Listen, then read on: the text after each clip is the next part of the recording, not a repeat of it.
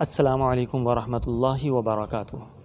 میرا نام برحان الدین ہے اور آج میں نئی بات کے ساتھ آپ کی خدمت میں حاضر ہوں۔ ناظرین، ہماری فوج کی جانب سے فراہم کی گئی دفاع کی خدمات کا سالانہ جشن یوم دفاع کے طور پر منایا جاتا ہے۔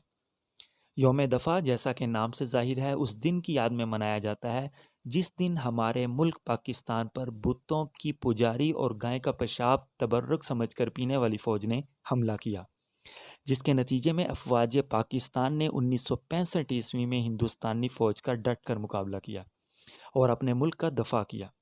اسے ہر سال 6 ستمبر کو منایا جاتا ہے۔ دشمن کی جانب سے یہ حملہ اصل میں مقبوضہ کشمیر میں پاکستانی افواج کی پیش قدمی روکنے کے لیے رد عمل تھا۔ دشمن نے مرکزی طور پر لاہور، سیالکوٹ اور سندھ کے صحرائی علاقوں پر حملہ کیا تھا۔ 6 ستمبر سے شروع ہونے والی جنگ 22 ستمبر تک جاری رہی، جس کے بعد فریقین نے اقوام متحدہ کے زیر انتظام جنگ بندی کو قبول کر لیا، لیکن مقبوضہ کشمیر کے نہتے عوام اس فیصلے پر سراپا احتجاج ہیں۔ ان کو انسانی بنیادی حقوق سے بھی محروم کر دیا گیا ہے۔ اب بھی صورتحال یہ ہے کہ 1 سال سے بدستور کرفیو لگا ہوا ہے۔ عام لوگ خوراک، دوائیوں اور بچوں کے دودھ سے بھی محروم ہیں۔ ہمیں بحیثیت مسلمان اور ایک پاکستانی ہونے کے ناطے کشمیر کے لیے آواز بلند کرنی ہے اور اس کے علاوہ بارگاہ خداوندی میں بھی ان کی آزادی کے لیے دعاؤں کا اہتمام کرنا ہے۔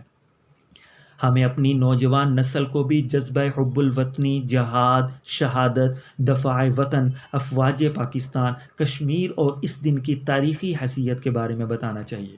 اس کے علاوہ سرکاری اور نجی سطح پر ہونے والے پروگرامز میں اپنے بچوں کو لے جانا چاہیے۔ آج کا دن قوم کی نئی نسل کو یہ بتانے، دکھانے، سمجھانے اور سنانے میں گزاریں کہ ہم کیسی قوم ہیں اور ہمارا کردار کیا تھا، اور اب ہم نے کس کردار کے ساتھ ملک کا دفاع مضبوط کرنا اور آگے بڑھنا ہے۔ یاد رکھیں کہ کشمیر بنے گا پاکستان ہی وہ عنصر ہے جس نے ہمیں 6 ستمبر 1965 یوم دفاع پاکستان کا دن دیا۔ اب ہمیں مل کر اپنے ملک کی جغرافیائی اور نظریاتی سرحدوں کی حفاظت کرنی ہے۔ پاکستان زندہ باد، پاک فوج زندہ باد، کشمیر بنے گا پاکستان۔